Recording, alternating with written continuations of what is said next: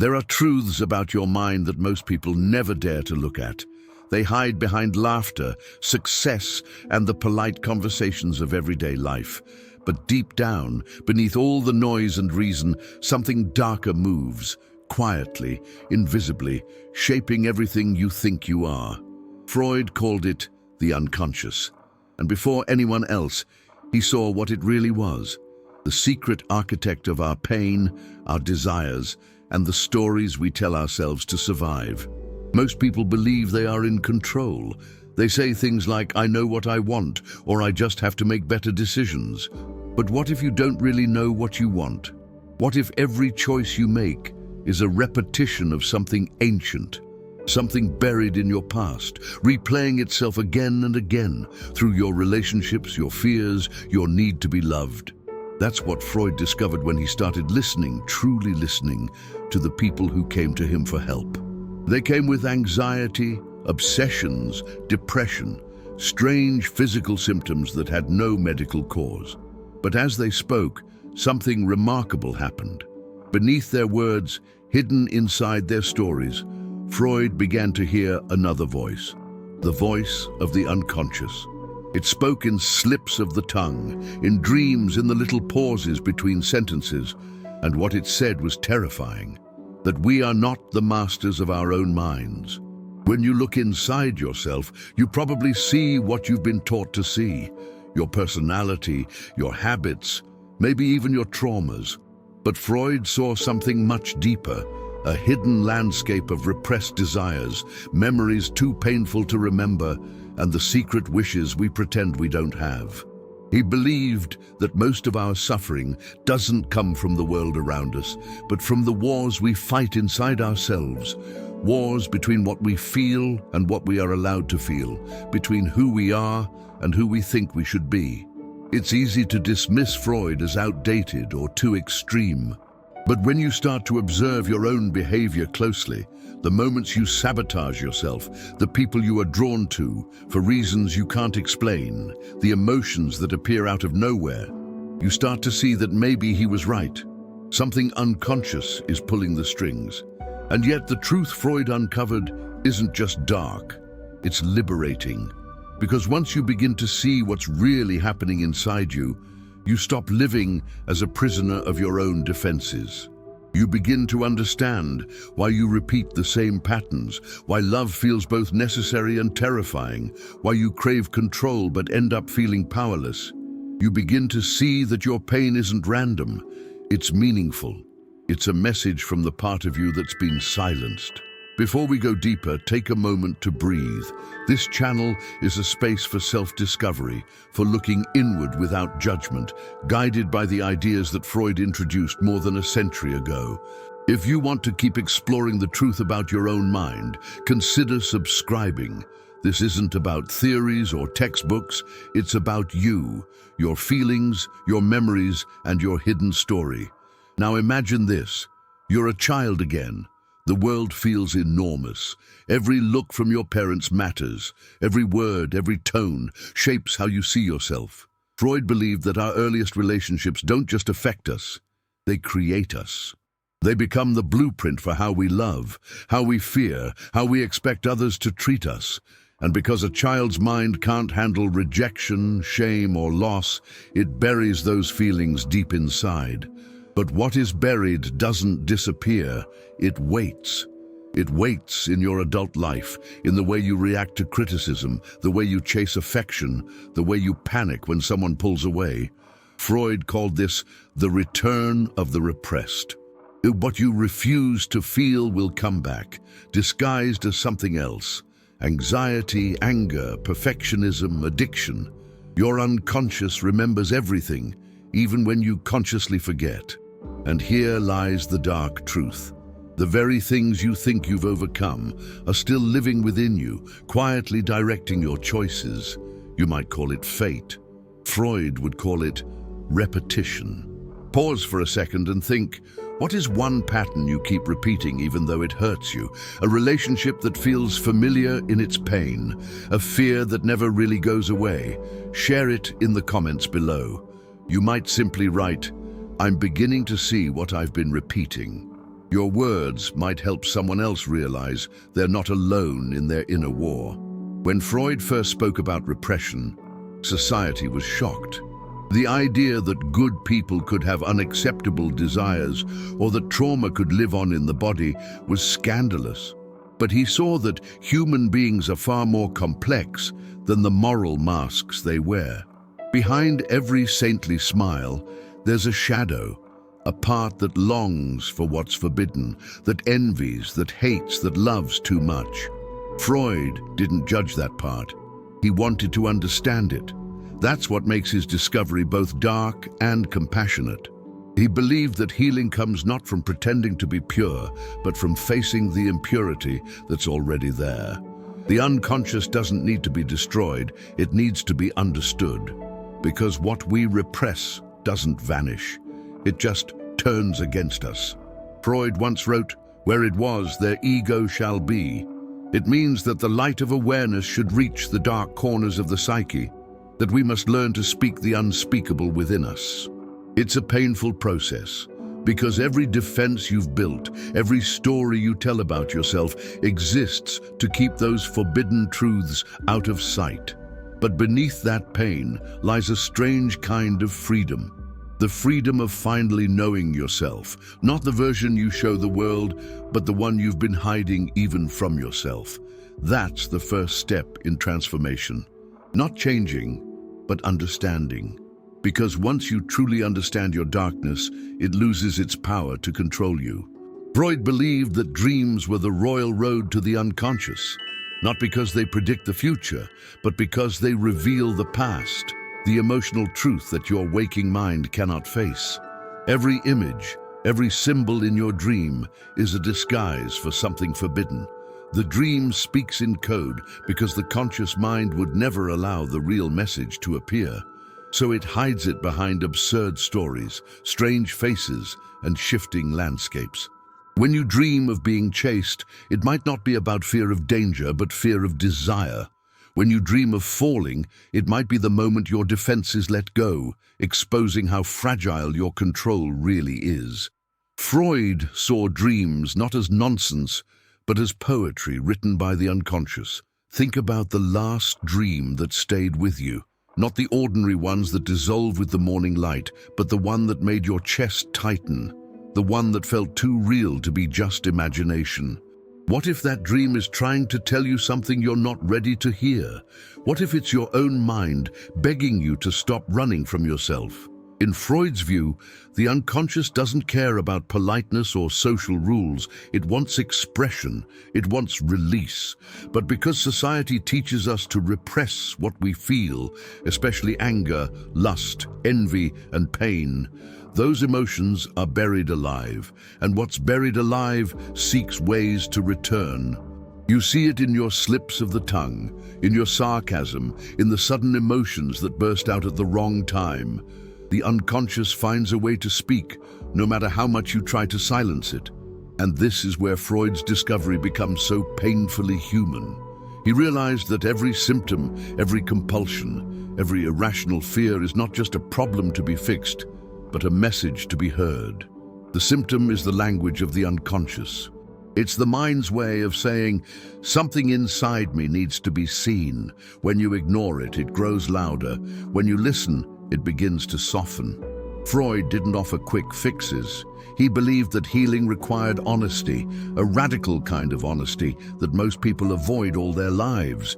Because to face your unconscious means to admit that you are not purely good, that you don't always know why you do what you do, that love and hate often live in the same heart.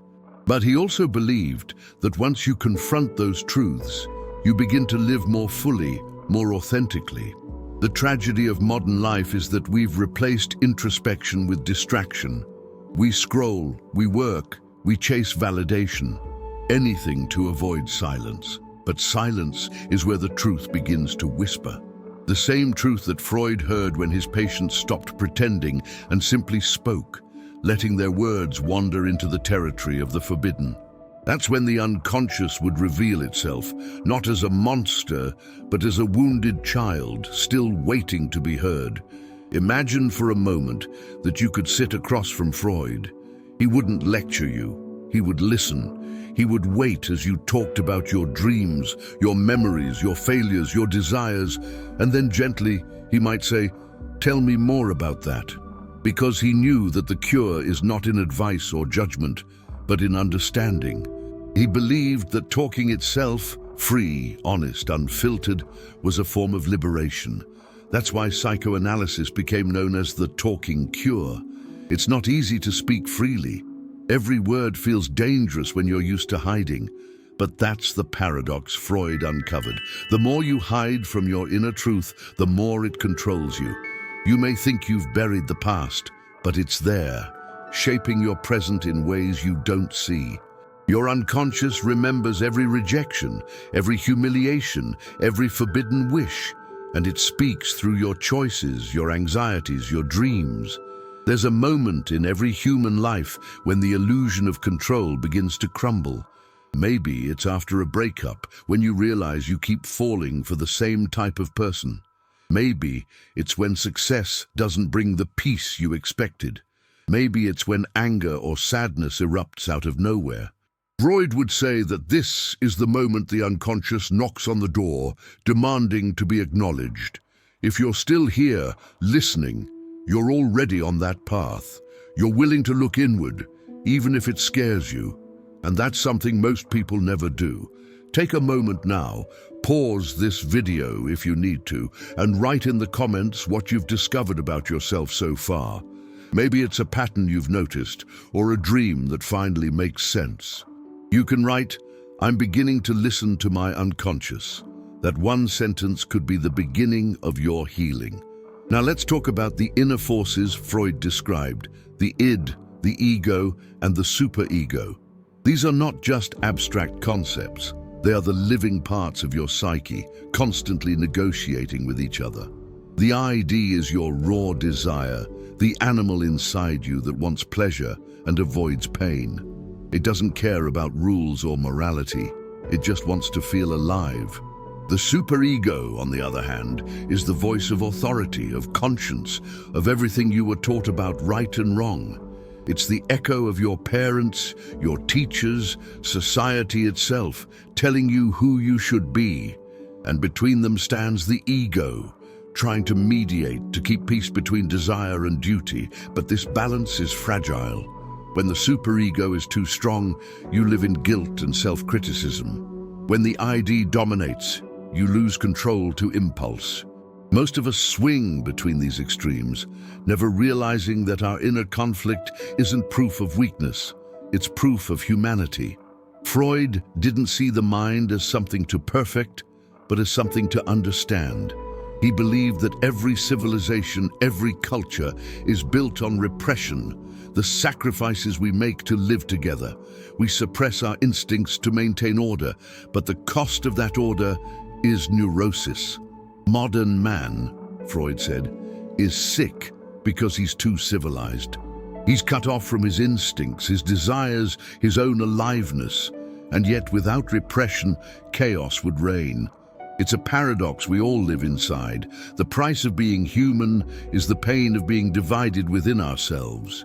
When you start to see that your inner battles are not personal flaws, but universal patterns, something begins to shift. You stop hating your contradictions. You begin to see them as part of a larger story, the story of a species learning to live with its own complexity. Freud's work wasn't just about therapy, it was about the human condition itself. He showed us that beneath every mask, every smile, every identity lies the same truth. A heart full of love and fear, a mind haunted by what it cannot say. To understand that is to find compassion for yourself and for others. Because when you realize that everyone is fighting their own unconscious battles, you stop judging so harshly. Freud often said that analysis doesn't make suffering disappear, it makes it intelligible.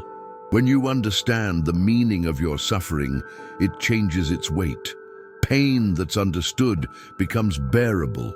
And in that understanding, something beautiful happens. You begin to forgive yourself. You see that your flaws are not failures, but attempts to protect a wounded part of you that never stopped longing for love. This is the dark truth about your mind. Not that it's broken, but that it's deeper than you've ever imagined. The unconscious is not your enemy. It's the part of you that still feels, still remembers, still hopes. When you learn to listen to it, you stop being afraid of your darkness. You start to live with it, dance with it, even learn from it. Freud discovered this long before anyone else dared to look. He opened the door to the hidden self, not to shame us, but to free us. And maybe that's what your mind has been waiting for, to be seen fully without fear. So, as you reach the end of this journey, take this with you. Your unconscious is not a curse. It's your story, written in a language you're just beginning to understand. Every emotion, every dream, every mistake is part of that language. Don't run from it. Listen, because the more you understand the darkness within you, the more light you'll find in your own humanity. If this message resonated with you, if you felt something awaken inside as you listened, consider subscribing. This space exists to explore the depths of the human mind with honesty and compassion. Together, we can keep uncovering what Freud discovered, that the path to freedom begins not in denial, but in understanding. There was once a young woman who came to Freud unable to breathe, not because her lungs were weak, but because her soul was suffocating. Every night she felt as if something invisible pressed on her chest, stealing her air. Doctors found nothing wrong, so she came to him trembling, whispering that she feared she was losing her mind. Freud didn't give her medicine. He asked her to speak about her father, her family, her dreams. At first she resisted. She said there was nothing to tell. But as the silence stretched, tears began to fall, and she spoke of a memory she had buried for years, a memory of loss, of guilt, of love that had nowhere to go. When she finished, she could breathe again. The symptom vanished. Not because Freud cured her, but because she had finally spoken what had been unspeakable. That was his greatest discovery. What we cannot say, our body says for us. Our symptoms are our secrets made flesh. Freud called this conversion when repressed emotion transforms into physical suffering. He understood that the body and the mind are not separate. They are one theater where the unconscious plays its hidden drama. So when you feel an ache that has no reason, a tension that never leaves, a fatigue that sleep cannot fix, perhaps it's not your body that's sick, but your silence. There was another patient, a man who couldn't stop washing his hands. He feared contamination, but not from dirt, from thoughts. He confessed that his mind was haunted by images he couldn't control, desires he found disgusting. He hated himself for them. Freud listened, not with judgment, but with curiosity.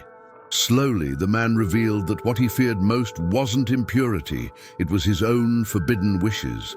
The compulsive washing was an attempt to cleanse his conscience, to wash away the guilt he couldn't name. Freud helped him see that his obsession was not madness, but meaning. It was the unconscious trying to make peace with what the conscious mind refused to accept. We all have our own version of this man's hands: rituals, habits, addictions, distractions. Things we do to keep the darkness at bay, but the more we try to suppress it, the stronger it becomes. Freud compared repression to a dam holding back water. You can build it high, but sooner or later, cracks will appear. The repressed always returns, and when it does, it often appears in disguise. You might call it coincidence, but Freud would call it repetition. Why do you keep meeting the same kind of person who hurts you? Why do you sabotage your happiness just when things are going well? Why do you fear the very intimacy you crave? These are not accidents. They are your unconscious replaying an old scene, trying to rewrite a story that once ended in pain. You are not cursed. You are repeating, hoping this time it will end differently. But it won't end differently until you see it for what it is. The child inside you still believes that if you just love better, behave better, try harder, you can fix what happened long ago. Freud's truth is that healing doesn't come from trying to change the past. It comes from understanding it, from finally seeing the invisible strings that still move you. The hardest thing to accept about the unconscious is that it's not evil. It's simply honest. It contains the raw truth of who you are before you learn to hide it. Your jealousy, your rage, your longing, these are not sins, they are signals. They show you where love turned into fear, where desire became shame. When you stop seeing them as enemies, you begin to integrate them. That's what Freud meant when he said, "The goal of analysis is where id was, there ego shall be." It's not about erasing the instinct, but illuminating it. There's a scene that happens quietly in every therapy room. The patient begins to speak about something painful, and the therapist listens, not to judge, not to advise, but to witness. Suddenly, something shifts. The story that once felt unbearable starts to lose its weight. That is the moment the unconscious becomes conscious. The darkness hasn't disappeared, but now it has a voice. And once it speaks, it no longer needs to scream through symptoms. Freud's legacy is not in the details of his theories, but in the courage they represent. The courage to look inward when every instinct says to look away. He was the first to say that the enemy is not outside, but within. Not because we are bad, but because we are divided. The conscious mind wants control, dignity, order. The unconscious wants expression, chaos, truth. The tension between the two is what makes us human. And yet this tension is also the source of creation. Without the unconscious, there would be no art, no poetry, no music. Freud saw artists as people who listen to their unconscious and transform its raw material into beauty. The artist does what the neurotic cannot. Instead of being crushed by his inner conflict, he gives it form. Every masterpiece in Freud's eyes was a sublimation, a transformation of desire into creation. So maybe your suffering, your contradictions, your confusion, they are not signs that you're broken. Maybe they are the raw materials of something waiting to be born. Freud once said that people come to therapy to exchange unbearable suffering for ordinary unhappiness. It sounds cynical, but it isn't. What he meant was that true healing doesn't make you perfect, it makes you real. When you stop running from your pain, it becomes part of your story, not your cage. You learn to live with your wounds, not as marks of failure, but as reminders that you survived. If you've ever felt that you are too much, too sensitive, too complicated, remember that the unconscious doesn't care about perfection, it cares about truth. Your emotions, your impulses, your dreams, they are the purest expressions of your inner life. When you begin to listen to them without judgment, you begin to return to yourself. There's one more story Freud used to tell about a patient who dreamed of a locked room. Every night, she tried to open the door, but the key wouldn't fit.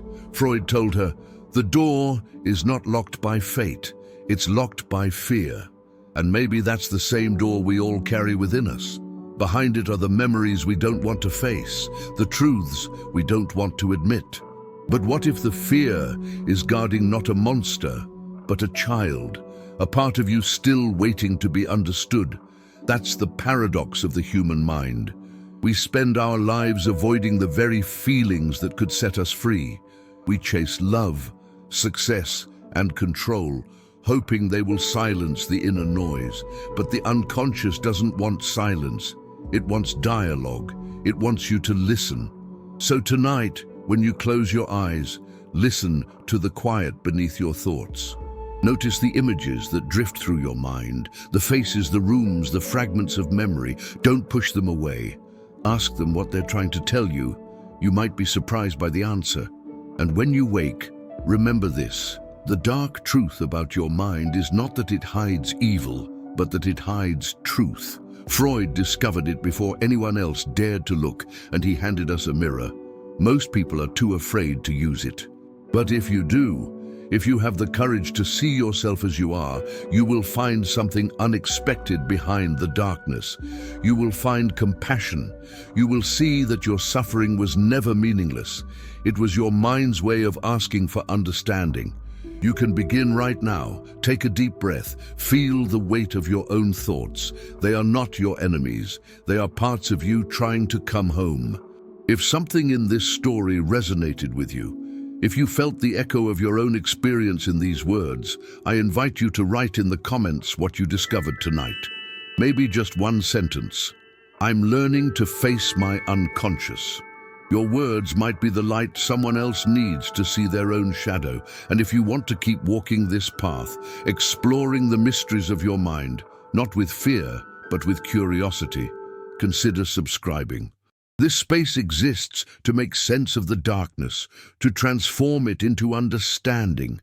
Because what Freud discovered wasn't just a theory, it was a truth that belongs to all of us. That inside every human being lives a story still waiting to be told. And perhaps the beginning of that story is simple. It starts with a whisper from the unconscious saying, "Don't be afraid. I've been here all along."